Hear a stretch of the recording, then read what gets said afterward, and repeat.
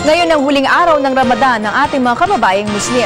Kasabay nito ang hiling ng mga kapatid nating Muslim na tuluyan ng umiral ang kapayapaan sa Mindanao.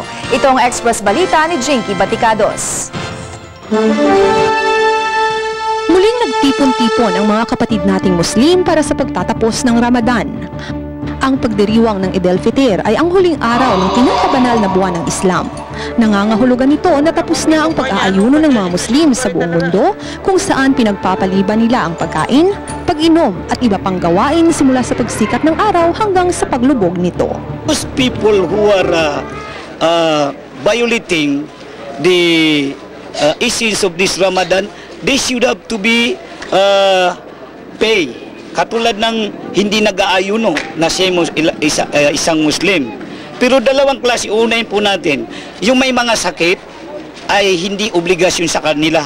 Subalit, sila ay magbabayad na they serve food those people who are fasting. Then yung mga taong walang dahilan, walang sapat na dahilan na sila ay hindi nag-aayuno, then even they were fasting the whole year, hindi yan makakapalit doon sa isang araw na binitiwan nila. Kasabay nito, hiling ng mga kapatid nating Muslim ang sanay matapos na ang kaguluhan sa Mindanao.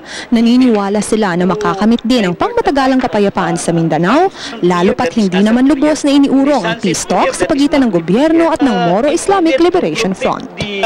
Tungkol sa kapayapaan, the Muslim is not only asking during Eid al-Fitr, every Indo prayer, at the every prayer, both optional prayer and the obligatory prayer, the ending of our prayers in 5 times a day is Assalamu alaikum, Assalamu alaikum, peace be with you.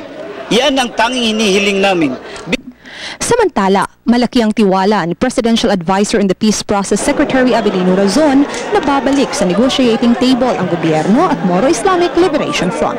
Talagang kailangan nating itulak ang katahimikan, kaayusan sa lahat ng parte ng ating Pilipinas, hindi lang dito sa Manila, hindi lang sa Metro Manila. Particularly sa Mindanao, para matigil na itong 40 years of conflict. 40 years na tayong nagkakaroon ng awayan between brother Filipinos. At dapat ito ay matigil na, magbigay daan para sa kaayusan, katahimikan at development and progress na matagal nang hinihintay ng ating mga mamamayan. Binanggit din ni Razon na malamang talakayin ang pagpapalawak sa saklaw ng ARMM sa pamamagitan ng pag-amyenda sa Republic Act 1954 dahil ibinasura ng Korte Suprema ang Memorandum of Understanding para sa Ancestral Domain.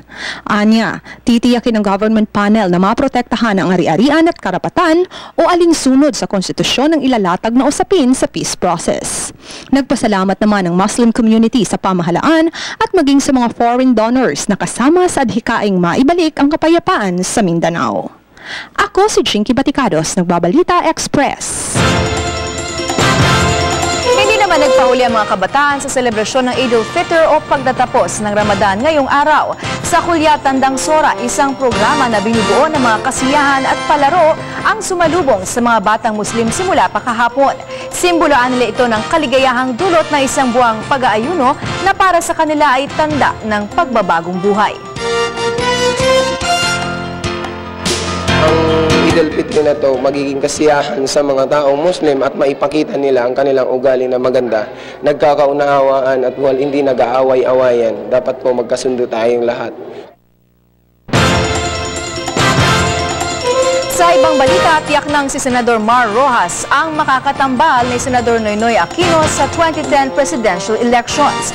Ito matapos tanggapin ni Rojas kanina ang alok ni Aquino na maging running mate niya sa eleksyon. Sa kanilang pagtayo bilang mga pangunahing pambato ng Liberal Party sa halalan, sinabi ni Rojas na pangunahin nilang isusulong ang mga anilay mga reformang tutulong sa ikauunlad ng bansa.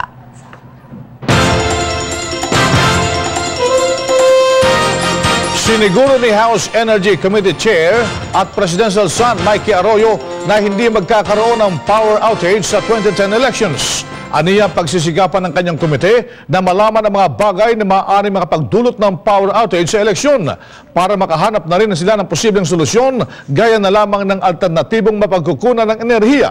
Ayaw naman umano niya na mapektuhan ang kredibilidad ng halalan nang dahil lamang sa mga banta ng blackout sa araw ng halalan. Magiging mas madali ang pangangalaga ng seguridad sa halalan sa 2010.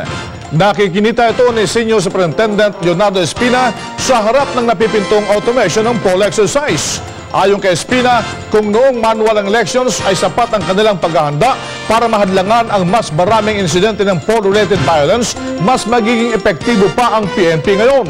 Gayunpaman, hindi magpapabaya ang PNP at kukuha lamang umano ng direktang utos mula sa Commission on Elections. Binigyan din ni Espina ang katapatan ng PNP ay nasa konstitusyon at sa mandato nito na hadlangan ng krimen. Pinagpapaliwanag ng Malacanang ang Private Hospitals Association of the Philippines kung bakit nagtaas pa rin ng singil ang mga miyembro nitong ospital sa kabila ng ipinatutupad na cheaper medicines law.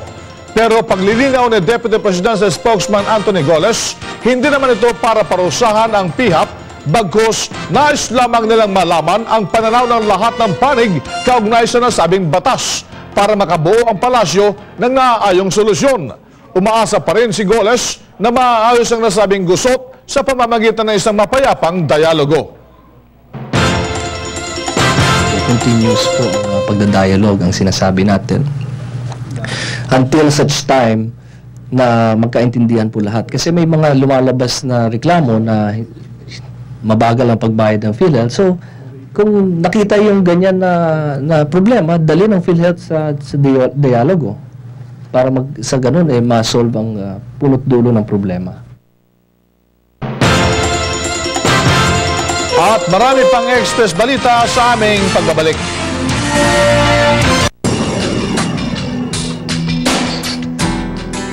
The government service Balita, ipagbabawal na ang paggamit ng mga branded LPG tank ng mga independent LPG refiller. Umalman man agad ang mga ito, ang mga independent refiller kagaya ng LPG o LPG Marketers Association. Ang detalye nito sa Express Balita ni Jessica Duco. 3 milyong depektibong tangke ng LPG ngayon ang kumakalat sa buong bansa na maaaring pagbulan. Pang maiwasan ito, ipinasa ng mababang kapulungan ng Kongreso ang LPG Act of 2009 na nagbabawal sa paggamit ng mga depektibong tangke na kadalasang pinagmumula ng sunog. Nitong nakalipas na 4 na taon, umabot sa 1,700 sunog ang nangyari sanhi ng depektibong tangke ng LPG. Maliban rito, ipinagbabawal na rin sa mga independent player tulad ng LPG Marketers Association at LPG Refillers Association ang paggamit ng mga branded na tangke na pagmamayari ng malalaking kumpanya ng langis.